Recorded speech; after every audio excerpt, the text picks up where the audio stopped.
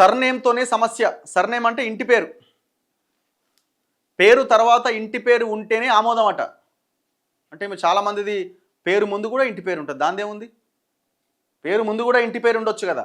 ఆ విధంగానే ఆన్లైన్లో ఎస్ఐఆర్ ఫారం సాఫ్ట్వేర్ రూపకల్పన జరిగిందట. ఎన్నికల సంఘం తీరుపై దక్షిణాదిల విమర్శలు. ఎస్ఐఆర్లో ఉత్తరాది సంప్రదాయ ఆధిపత్యం కనబడుతున్నదట.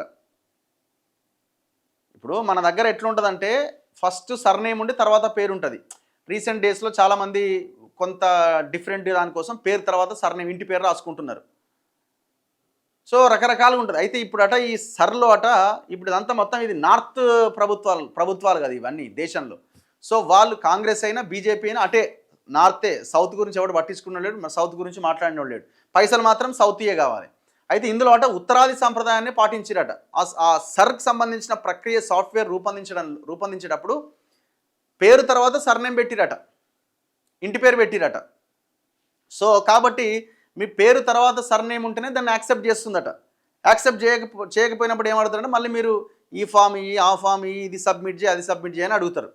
అట్లా దాదాపు 88 లక్షల ఓట్లు హోల్డ్లో పెట్టించారు. ఇప్పుడు ఆయన ఎవరు మొన్న బట్టి విక్రమార్క చెప్పిండు కదా, నా దాన్ని కూడా లిస్ట్ చేసి పెట్టిరు.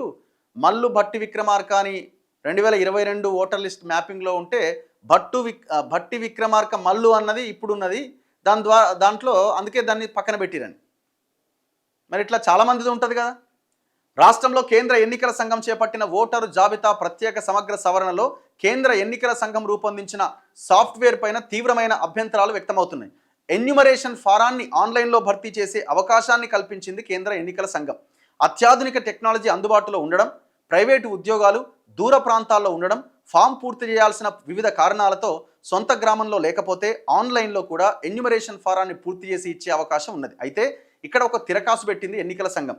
ఆన్లైన్లో పూర్తి చేసేటప్పుడు ఆధార్ కార్డ్ నెంబర్ను తప్పనిసరిగా నమోదు చేయాలి.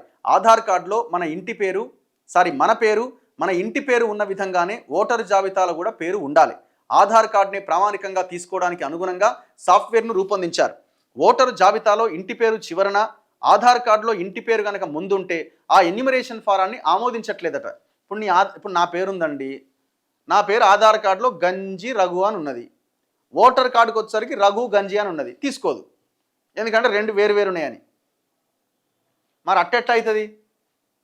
గదే ఫోటో ఉన్నది, గదే పేరు, గదే కథ, అన్ని డీటెయిల్స్ కూడా ఒకేలాగా ఉన్నాయి. మరి ఎట్లా తీసుకోదు? అసలు మీరు ఈ సర్ అనే ప్రక్రియని జాబితాని సవరించడానికి, ఫేక్ ఓట్లను తీసేయడానికా, అసలైన ఓట్లను మింగడానికా? అర్థం కావట్లే. అదే సమయంలో ఆధార్ కార్డులో ఇంటి పేరు తర్వాత ఉండి ఓటర్ కార్డులో ఇంటి పేరు కనుక ముందుంటే కూడా ఎన్యూమరేషన్ ఫారాన్ని ఆమోదించట్లే. దీంతో రెండు ఒకే రకంగా ఉంటే కానీ ఆ ఎన్యూమరేషన్ ఫారం ఆమోదించట్లేదు. తెలంగాణ సహా దక్షిణాది రాష్ట్రాల్లో పేరు ముందు ఇంటి పేరు ఉంటుంది, కానీ ఉత్తర భారతదేశంలో పేరు తర్వాత ఇంటి పేరు ఉంటుంది. ఎన్నికల సంఘం పేరు తర్వాత ఇంటి పేరు ఉంటేనే ఆన్లైన్లోని ఎన్యూమరేషన్ ఫారాన్ని ఓకే చేసే విధంగా రూపొందించారు. దీంతో తెలంగాణ ప్రాంతంతో పాటు దక్షిణాది రాష్ట్రాలకు చెందిన వారు ఆన్లైన్లో నమోదు చేయడానికి ప్రయత్నిస్తే ఆ దరఖాస్తు తిరస్కరణకు గురవుతుంది. ఈ విషయాన్ని తెలుసుకొని కొందరు తీవ్రంగా ఇబ్బందులు పడ్డారు. ఎందుకు రిజెక్ట్ అవుతుంది అంటూ ఆందోళన చెందారు. ఆ తర్వాత ఇంటి పేరు, అసలు పేరు ముందు వెనకాల ఉండడం కారణంగా గుర్తించారు. దీంతో అనేక మంది తీవ్రంగా ఇబ్బంది పడుతున్నారు. తాము సొంత గ్రామానికి వెళ్ళే ఎన్యూమరేషన్ ఫారాన్ని పూర్తి చేయాలనా అంటూ ఉసూరుమంటున్నారు. గ్రామానికి ఇప్పుడు వెళ్ళాలంటే ప్రత్యేకంగా ఒకరోజు సెలవు పెట్టాలి, ఛార్జీలు కావాలి, రకరకాల వ్యవహారాలు ఉంటాయి.